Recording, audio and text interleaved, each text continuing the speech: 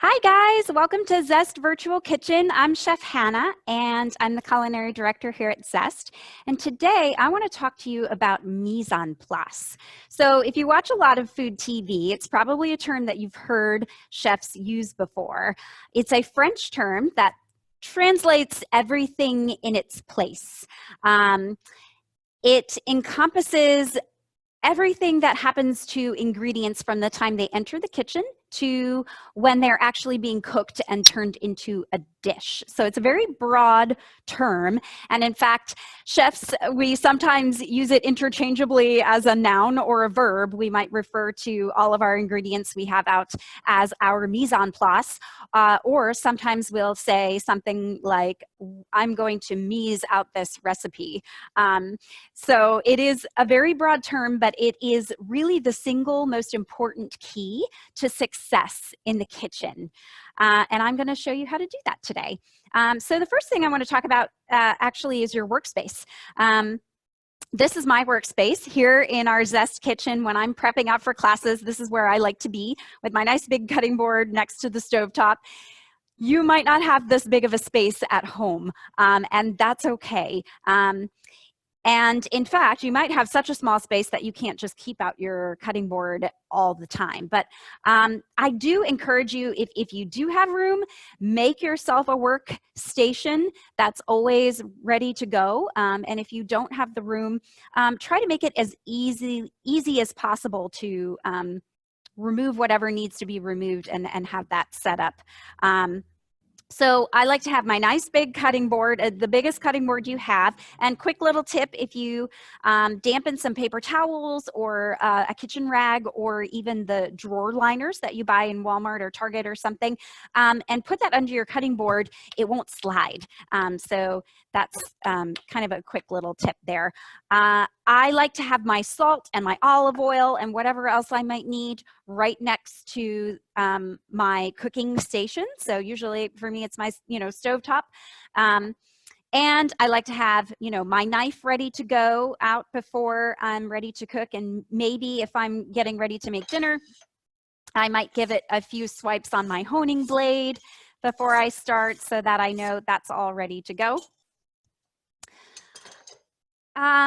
I also like to have, here in the Zest kitchen, we like to have prep bowls. So we have a bunch of these prep bowls that are all different sizes. And these are, if you've ever been to one of our classes, you've probably seen these, and we have all of your mise en place ready to go when you come to class, and everything is measured out and all set on trays.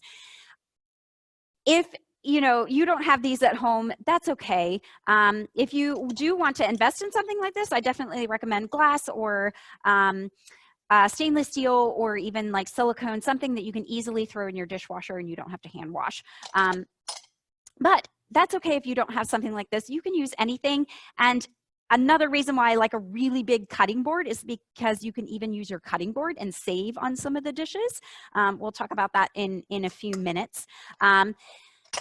I also like to have on hand some containers for my trash. So maybe you're lucky enough that your trash is right underneath you or right next to you, but most of us, we have to walk across the kitchen to throw something away, which you might not think is a big deal. But if you're making a large recipe or several recipes, you're going to have to do that a lot. And that little bit amount of time adds up. So something that's a great just time saver and organizational tool is to have something that you can throw your trash in, whether it's a bowl or a bag or whatever. If you're lucky enough to be able to compost where you are, you can have a separate one for compost. So I like to have two, one for my trash and one for my compost, and I have all that ready to go.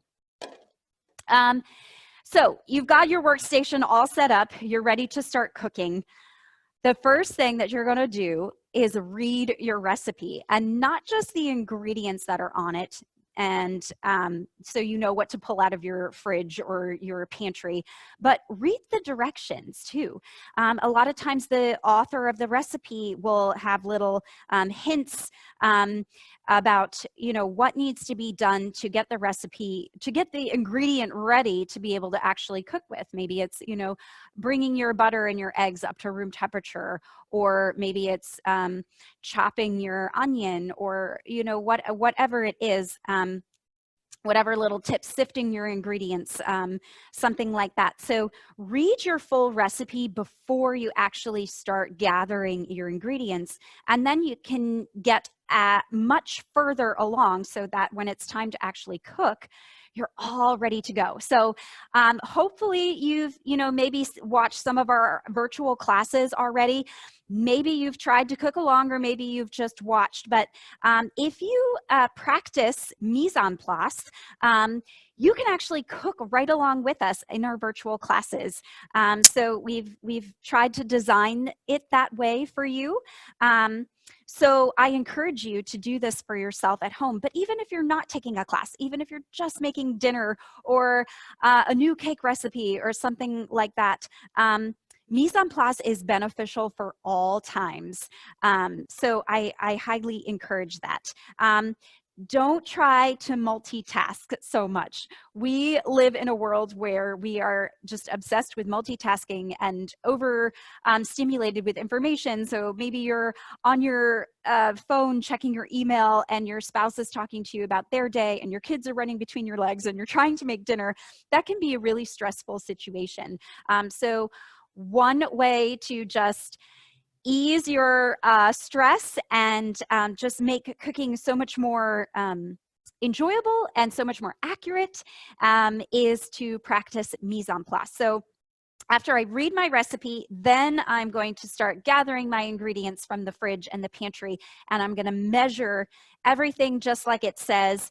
I am going to chop if need be, and as I said, you know, if you have a nice big cutting board, you can actually save on the prep bowls and not use them as much, but have little piles of your onions, your celery, your carrots, your garlic, whatever it is. I really love these little flexible bowl scrapers because they make handy little tools to just scrape things up and toss into your pan whenever you're ready. So that is essentially mise en place. Some other key tips, if you are doing multiple recipes, have some cookie sheets or baking sheets, whatever you have available. Have everything for that one recipe that you're going to be making all on one sheet tray, and just set it, you know, aside behind you wherever you can in your kitchen, and then move on to your next recipe and have all that together on one tray. So stay organized. That way, when it comes time for a class, or just for making the one particular recipe, you don't want to have anything else cluttered around you other than what you need for that exact recipe. I also love to have a little, like a towel or a rag on hand, so I can wipe my hands, maybe wipe my knife, and I don't have to be making constant trips to the sink to wash just in the time being, unless maybe, you know, I'm touching raw chicken or something like that. So you can also even make a prep list for yourself if you've got a lot of recipes that you're going to make, and maybe you want to read through all of them at first and make a prep list. But generally at home, you don't need to go that far. Just read the one recipe, measure everything out, have everything chopped and ready to go, set aside, move on to your next recipe, pull all of your equipment, and then that way when it comes time to actually cook, you can just focus on the technique. Or if you're taking a class from us, you can just really be able to pay attention to the instructor and enjoy the information you're getting, and have that be a lot less stressful. So hopefully this was some really good information for you. We miss you guys here in the kitchen, so check out our online virtual classes. We have some that are scheduled for live, so you can join us live, or you can watch them later on demand whenever you'd like. So please do so, and please mise en place. Mise en place always for all of your recipes. So thanks again for joining us. Stay safe, everyone. We'll see you soon.